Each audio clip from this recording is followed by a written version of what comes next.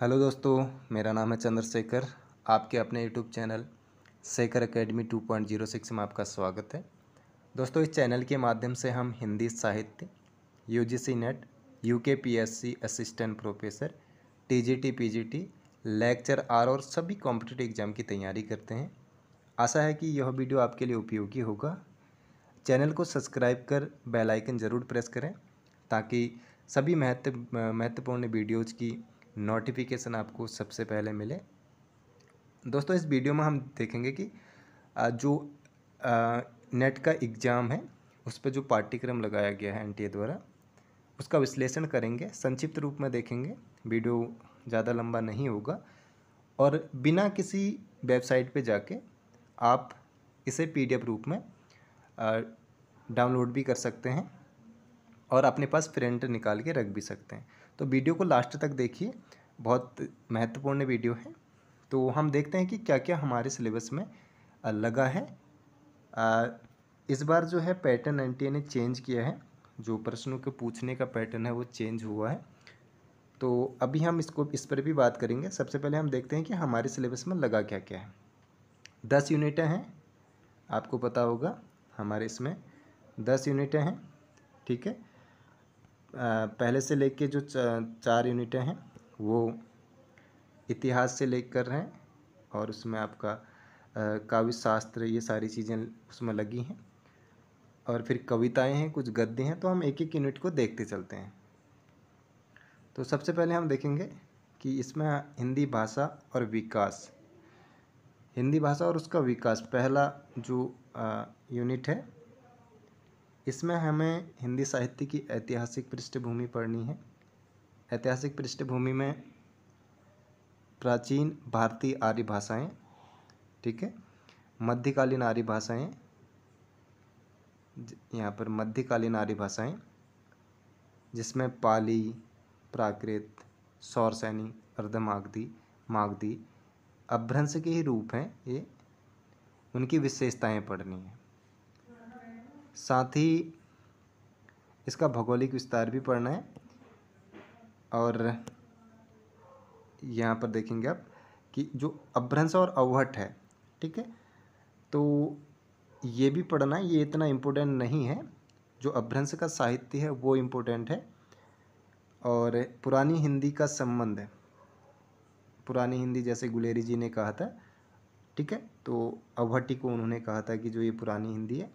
तो ये भी हमें देखना है। आधुनिक आर्य भाषाएं, ये इम्पोर्टेंट है, आधुनिक आर्य भाषाएं और उनका वर्गीकरण। यहाँ से प्रश्न बहुत बार पूछा गया है और यहाँ से ज़्यादातर संभावनाएं रहती हैं। हिंदी का भौगोलिक विस्तार, यह है हिंदी का भौगोलिक विस्तार। अब भौगोलिक विस्तार को हमने देखना है, जिसमें हम हिंदी की उपभाषाएं पढ़ेंगे, साथ ही पश्चिमी हिंदी, पूर्वी हिंदी, राजस्थानी, इसके जो प्रकार हैं सभी प्रकारों को देखेंगे। उसके बाद हम जो खड़ी बोली हैं, ब्रजभाषा है, अवधी है, उनकी विशेषता को भी देखेंगे। सबकी विशेषता नहीं देखनी है, इन 3 जो उपभाषाएं लगी इनकी ही ये उपबोलियाँ, ये बोलियाँ हैं, तो इनका हमें इनकी विशेषता देखनी है। और हिंदी के विविध रूप, जैसे हिंदी है, उर्दू है, दक्षिणी है, हिंदुस्तानी है, इसको देखना है। हिंदी का भाषिक स्वरूप जिसमें स्वनिम विज्ञान, ठीक है, जिसको ध्वनि विज्ञान कहते हैं, खंड और खंडेतर देखने हैं, यहाँ से प्रश्न पूछे जाते हैं। साथ ही हिंदी ध्वनियों के वर्गीकरण, इनका आधार क्या है, तो यहाँ से जो मार्च में था वहाँ भी प्रश्न बना था और जो अभी जून में एग्ज़ाम हुआ वहाँ से भी प्रश्न बना हुआ है, तो इसको देखना बहुत इम्पोर्टेंट है ये। और हिंदी शब्द रचना, जिसमें हमें उपसर्ग, प्रत्यय, समास पढ़ने हैं। और साथ ही हिंदी की रूप रचना, जिसमें लिंग, वचन, कारक व्यवस्था के संदर्भ में संज्ञा, सर्वनाम, विशेषण और क्रिया रूप पढ़ने हैं। साथ ही हिंदी वाक्य रचना भी पढ़नी है। हिंदी भाषा, जिसमें प्रयोग के विविध रूप हैं, जैसे बोली है, मानक भाषा है, राजभाषा है, राष्ट्रभाषा है, और संपर्क भाषा है। साथ ही संचार माध्यम और हिंदी, कंप्यूटर और हिंदी। ठीक है, हिंदी की संवैधानिक स्थिति, यहाँ से प्रश्न पूछे जाते हैं। किस में राजभाषा कहा गया है, ये आर्टिकल कौन से, ऐसे पूछा जाता है। देवनागरी इसमें लिपि का जो मार्च वाला एग्ज़ाम था उसमें लिपि का क्रम पूछा गया था, तो यहाँ से भी प्रश्न बनते हैं। और इसमें और देखते हैं कि इसमें अब दूसरी इकाई, ये पहली इकाई यहाँ पर समाप्त हो जाती है। दूसरी इकाई हिंदी साहित्य का इतिहास। एनटीए का जो पूछने का पैटर्न था वो पहले काफ़ी ज़्यादा प्रश्न यहाँ से बनते थे, 25 से 30-35 प्रश्न यहाँ से बनते थे। लेकिन दिसंबर 2022 का जो एग्ज़ाम हुआ है, जो मार्च में कंडक्ट हुआ था, वहाँ से एनटीए ने अपना पैटर्न चेंज कर दिया है। यहाँ से पिछली बार सिर्फ 15 प्रश्न पूछे गए थे, तो इस बार भी लगभग इतने ही पूछे जाएंगे। अभी दिसंबर 2023 में यहाँ से कितने प्रश्न बनेंगे ये थोड़ा सा इम्पोर्टेंट रहेगा। तो इसमें हमें देखते हैं कि इसमें क्या क्या हमने मुख्य रूप से पढ़ना है। हिंदी साहित्यिक इतिहास दर्शन पढ़ना है और लेखन की पद्धति पढ़नी है। हिंदी साहित्य का काल विभाजन और उनका नामकरण। ठीक है, आदि काल की विशेषता एवं साहित्यिक प्रवृत्तियाँ पढ़नी है। साथ ही रासो साहित्य पढ़ना है। आदिकालीन हिंदी का जैन साहित्य पढ़ना है। सिद्ध साहित्य पढ़ना है। नाथ साहित्य पढ़ना है। अमीर खुसरो की पहेलियाँ पढ़नी हैं। हिंदी कविता जिसमें विद्यापति को आप पढ़ेंगे, उनकी पदावलियाँ पढ़ेंगे। और लौकिक साहित्य। ठीक है, साथ ही आप भक्ति काल को पढ़ेंगे। भक्ति काल में भक्ति आंदोलन के जो सामाजिक सांस्कृतिक कारण क्या रहे ये पढ़ना है। भक्ति आंदोलन, अखिल भारतीय स्वरूप और उसका अंतः प्रादेशिक वैशिष्ट्य, ये पढ़ना है। भक्ति काव्य की सामाजिक सांस्कृतिक पृष्ठभूमि पढ़नी है, जिसमें आलवार संत हैं। भक्ति काव्य के प्रमुख संप्रदाय, ठीक है, जिसमें शंकराचार्य इन सब लोग को, माधवाचार्य, निम्बार्काचार्य, इन सबको हम पढ़ेंगे। साथ ही उनका वैचारिक आधार क्या था, किस विचार को लेकर वो चले थे। निर्गुण और सगुण कवि, उनका काव्य, कबीर, तुलसी, जायसी, ये सब हम पढ़ेंगे। फिर आ जाएंगे रीतिकाल पे। रीतिकाल, यहाँ से प्रश्न बहुत पूछे जाते हैं भक्तिकाल और रीतिकाल से। रीतिकाल के सामाजिक सांस्कृतिक पृष्ठभूमि, रीतिकाल की प्रमुख प्रवृत्तियाँ, जिसमें रीतिबद्ध, रीति सिद्ध, रीति मुक्त कवि और उनकी विशेषताएं देखेंगे। ठीक है, आचार्य भी इसमें हुए, कवि भी हुए, है ना। रीतिकाल के प्रमुख कवि और उनका काव्य, ये भी हम देखेंगे। और साथ ही फिर आ जाता है आधुनिक काल। आधुनिक काल, ठीक है, आधुनिक काल बहुत इम्पोर्टेंट है। यहाँ से आप पीजीटी एंट्रेंस के एग्ज़ाम में भी बहुत ज़्यादा प्रश्न यहाँ से बनते हैं, इंटरव्यू में भी यहीं से प्रश्न ज़्यादा बनते हैं। तो आदिकाल बहुत इम्पोर्टेंट है। आदिकाल में क्या पढ़ना है, हिंदी गद्य का उद्भव और विकास।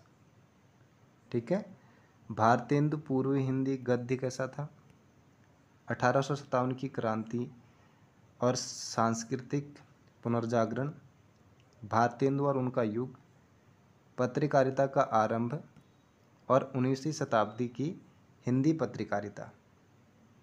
ठीक है, आधुनिकता की अवधारणा। साथ ही हम इसमें पढ़ेंगे द्विवेदी युग, महावीर प्रसाद द्विवेदी और उनका युग, हिंदी नवजागरण सरस्वती पत्रिका और राष्ट्रीय काव्य धारा के जो प्रमुख कवि रहे, स्वतंत्रवाद और उसके प्रमुख कवि। फिर हम पढ़ेंगे छायावाद, छायावादी काव्य की प्रमुख विशेषताएं, छायावाद के प्रमुख कवि जैसे जयशंकर प्रसाद, निराला, सुमित्रानंदन पंत, महादेवी वर्मा, इनको पढ़ेंगे। प्रगतिवाद की अवधारणा, प्रगतिवादी काव्य और उसके प्रमुख कवि। प्रयोगवाद पढ़ना है अज्ञेय का, ठीक है। और नई कविता के कवि, समकालीन कविता 2000 तक का अध्ययन करना है। समकालीन साहित्य की साहित्यिक पत्रकारिता, जो भी पत्र प्रकाशित हो रहे हैं उनके बारे में पढ़ना है। इसमें कुछ हिंदी साहित्य की गद्य विधाएँ हैं, जैसे हिंदी उपन्यास, ठीक है, हिंदी कहानियाँ, नाटक, निबंध, ये हमने यहाँ पे पढ़ने। ये PDF आपको मिल जाएगी। अगर पूरा विश्लेषण करेंगे तो शायद से बहुत लंबा वीडियो हो जाएगा। इस पे गद्य पे आपको रेखा चित्र, ये सारी चीज़ें पढ़नी है दूसरे यूनिट पे ही। तीसरी इकाई है साहित्य शास्त्र। साहित्य शास्त्र, अब इसमें दोनों चीज़ें हैं, पाश्चात्य काव्य शास्त्र भी है और भारतीय काव्य शास्त्र भी है। तो इसको आप देख लीजिएगा, ठीक है।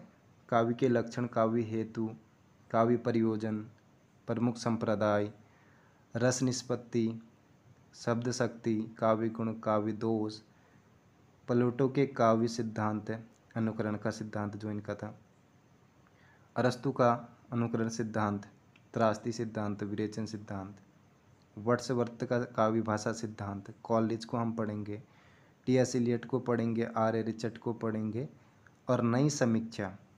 इस तरह हम इनके द्वारा जो सिद्धांत दिए गए उनको भी पाश्चात्य शास्त्रकारों को भी पढ़ेंगे। चौथी इकाई है वैचारिक पृष्ठभूमि है। यहाँ से कम प्रश्न बनते हैं। ये एक विचारधारा को लेकर चलता है, तो यहाँ से प्रश्न कम बनते हैं, लेकिन कुछ प्रश्न बनते हैं कथन के रूप में, कुछ प्रश्न यहाँ से बनते हैं। पांचवी जो इकाई है हिंदी कविता। अब हमारे इसमें बहुत ज़्यादा कविताएं लगी हैं, जैसे पृथ्वीराज रासो लगा है, रेवा तट इसका लगा हुआ है, ठीक है।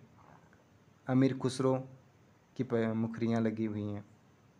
ये दो जगह काम आ जाएगा, अब आदिकाल में भी हैं और यहाँ पर भी हैं। विद्यापति वहाँ पर भी थे और यहाँ पर भी हैं।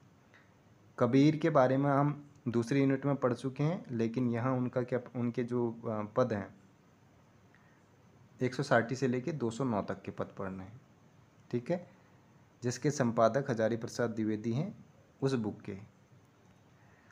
जायसी की ग्रंथावली पढ़नी है, सूरदास पढ़ने हैं, तुलसी का रामचरितमानस का उत्तरकांड पढ़ना है, बिहारी के दोहे पढ़ने हैं 1 से 50 तक, घनानंद जो कवित संख्या है 1 से लेकर 30 तक पढ़नी है, और मीरा के जो 20 पद हैं प्रारंभ के, अयोध्या सिंह उपाध्याय का प्रिय प्रवास पढ़ना है, ठीक है, प्रिय प्रवास पढ़ना है, मैथिली शरण गुप्त का साकेत नवम सर्ग और भारत भारती, जयशंकर प्रसाद आंसू, कामायनी में 3 सर्ग पढ़ने हैं, साथ ही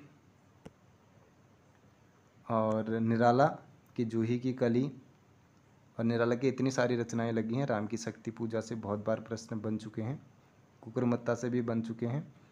सुमित्रानंदन पंत, महादेवी वर्मा, रामधारी सिंह दिनकर, उर्वशी, तृतीय अंक, रश्मिरथी, ये 2 इनके लगे हुए हैं। नागार्जुन की बहुत सारी रचनाएं हमें देखने को मिलेंगी यहाँ, और अज्ञेय जी की रचनाएं हैं। भवानी प्रसाद मिश्र, मुक्तिबोध और धूमिल, ठीक है। इसके बाद उपन्यास में आ जाते हैं। उपन्यास में हमारे पास जो पाठ्यक्रम में लगाए गए हैं, गौरी दत्त देवरानी जेठानी कहानी, परीक्षा गुरु लाला निवास दास, गोदान प्रेमचंद्र का शेखर एक जीवनी, भाग इसका पहला लगा है, 2 भाग हैं इसमें, तो अज्ञेय का, हजारी प्रसाद द्विवेदी बाणभट्ट की आत्मकथा, और मैला आंचल, ठीक है, मैला आंचल लगा है, झूठा सच, अमृतलाल नागर का मानस का हंस, भीष्म सहनी, तमस, राग दरबारी, जिंदगी नामा, आपका बंटी, धरती धन्ना अपना। ठीक है, ये उपन्यास हो गए। अब कुछ कहानियाँ लगी हैं, 21 कहानियाँ लगी हैं। जैसे पहली कहानी है, जैसे चंद्रदेव से मेरी बातें, दुलाई वाली, राजेंद्र बाला घोष, और एक टोकरी भर मिट्टी, राही, दुनिया का सबसे अनमोल रत्न और ईदगाह, कानों में कंगना, उसने कहा था, आकाशदीप, अपना अपना भाग्य, तीसरी कसम, और लाल पान की बेगम, गैंग्रीन, कोशिका घटवार, शेखर जोशी का, भीष्म सानी, अमृतसर आ गया, साथी चीफ की दावत, सिक्का बदल गया, कृष्णा सोबती, इंस्पेक्टर माता दीन चांद पर, ज्ञान रंजन की पिता कहानी लगी है, राजा निरंबिया, कमलेश्वर, परिंदे, निर्मल वर्मा। 8वीं जो इकाई है, हिंदी नाटक। अब नाटक जो हमारे इसमें लगे हैं, भारतेंदु जी के 2 नाटक लगे हैं, अंधेर नगरी और भारत दुर्दशा। जयशंकर प्रसाद जी के 3 नाटक लगे हैं, स्कंदगुप्त, चंद्रगुप्त और ध्रुव सामनी। अंधायुग, सिंदूर की होली, आधे अधूरे, आगरा बाजार, बकरी, एक और द्रोणाचार्य। ये सारे राजनीतिक नाटक हैं। उसके बाद अंजू दीदी, महाभोज, मन्नू भंडारी का। और 9वीं इकाई है, हिंदी निबंध। इसमें भी भारतेंदु जी के 2 निबंध लगे हैं, दिल्ली दरबार दर्पण,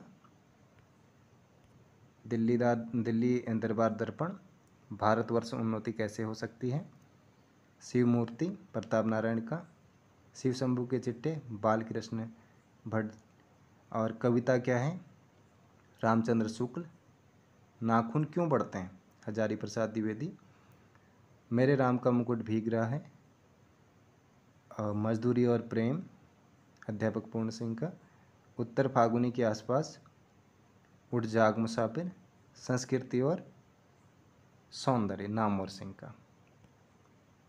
और जो अंतिम इकाई है, इसमें आत्मकथा हैं, जीवनी है, संस्मरण है, रेखा चित्र हैं। तो हम देखते हैं कि इस पे क्या क्या लगाया गया है। माटी की मूर्तें एक संस्मरण है, महादेवी वर्मा का ये भी संस्मरण है, रेखा चित्र संस्मरण है ये। और तुलसीराम मुर्धैया, दलित आत्मकथा है, प्रेमचंद्र घर में एक जीवनी है, एक कहानी यह भी एक जीवनी है, और विष्णु प्रभाकर एक जीवनी है, और मन्नू भंडारी की एक कहानी यह भी एक आत्मकथा है। और साथ ही हरिवंश राय बच्चन साहब, क्या भूलूं क्या याद करूं, एक आत्मकथा है। रमणिका गुप्ता की आफुद्री एक दलित आत्मकथा है। भोलाराम का जीव, जामुन का पेड़, संस्कृति के 4 अध्याय, लेखक की डायरी, और मेरी तिब्बत यात्रा, अरे यायावर रहेगा याद, अज्ञे जी का। तो दोस्तों, इतना सारा कुछ हमारे पाठ्यक्रम में लगाया गया है। इस PDF की लिंक आपको डिस्क्रिप्शन बॉक्स में मैंने टेलीग्राम का लिंक दिया है, वहाँ से आपको ज्वाइन भी नहीं करना है टेलीग्राम, आपको वहाँ से लिंक पे जाके PDF डाउनलोड कर लेनी है और इसका प्रिंट निकाल लेना है। और प्रिंट निकाल के आप उसको डेली टिक करके एक एक टॉपिक कंप्लीट करने की कोशिश कीजिए। यदि आपको वीडियो पसंद आया है तो चैनल को ज़रूर सब्सक्राइब कीजिए और बेल आइकन प्रेस कर दीजिए, और कमेंट करके बताइए कि आपको वीडियो कैसा लगा। तो अगली वीडियो में मिलते हैं।